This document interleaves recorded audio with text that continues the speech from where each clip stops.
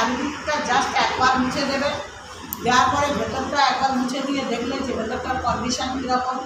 তারপরে একটু বেটানাইন লোশন দিয়ে মুছে দেওয়ার পরে অয়েন্টমেন্ট দেবে, দিলে দেখবে অনেকটা ছোটো হয়ে গেছে। তারপরে আবার ফের এক টুকরো ড্রেসিং ব্রাশ দিয়ে আবার ফের তোমার ছোটো করে আর একটা ব্যান্ডেজ পুঁজ বা কিছু যদি হয়ে থাকে তাহলে কী করতে হবে, এইটাকে ধরে এরকম আস্তে আস্তে করে একটু চিপতে হবে। চিপে এটাকে মলম এরকম করে মুছে দিতে হবে। দিতে হবে নাকি সেলাই জল দিয়েও?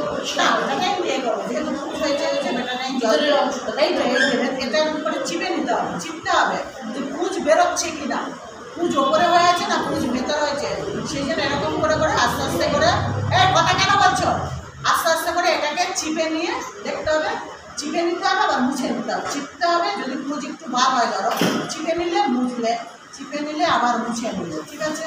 মোছার পরে এটা ফেলে দিলে, যে নতুন করে তুমি অয়েন্টমেন্ট দিলে, বেটানাইন দিয়ে আরেকবার মুছে নিতে হবে, দিয়ে অয়েন্টমেন্ট দিতে হবে। তারপরে আবার ভালো ড্রেসিং ব্রাশ নিয়ে চাপা দেবে, দেওয়ার পরে আবার ফের ব্যান্ডেজ করে পেশেন্টকে ছেড়ে দিতে হবে। এইভাবে তোমাকে মানে দেখতে হবে যে পেশেন্টের কতটা কেটেছে না কেটেছে, সেই অনুপাতে তোমার ড্রেসিং করা। সেলাই করতে হবে কি হবে না, শুধু একটু ড্রেসিং করে ব্যান্ডেজ জড়াতে হবে না, টেপ দিয়ে দিলে হয়ে গেল। ধরো ছোট্ট একটুখানি ডিপ হয়নি, অল্প এইটুকুই কেটেছে, কিন্তু এটা ডিপ নয়, জাস্ট মুখে মুখে দিয়ে দিলে জুড়ে যাবে। এরকম করে তুমি দিলে দেখলে যে না ব্যান্ডেজ করার বেকার, ব্যান্ডেজ করার দরকার নেই, তখন টেপ দিয়ে এখান থেকে একটা এখান থেকে একটা আটকে দিলে ব্যাস হয়ে গেল।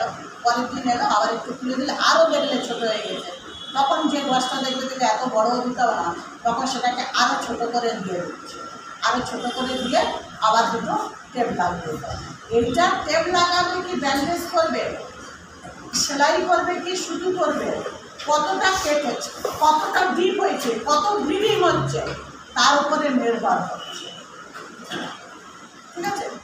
তাহলে বুঝতে পারলে কী কী লাগবে আর না লাগবে। এবারে দেখি করো, দেখি দুজন করো।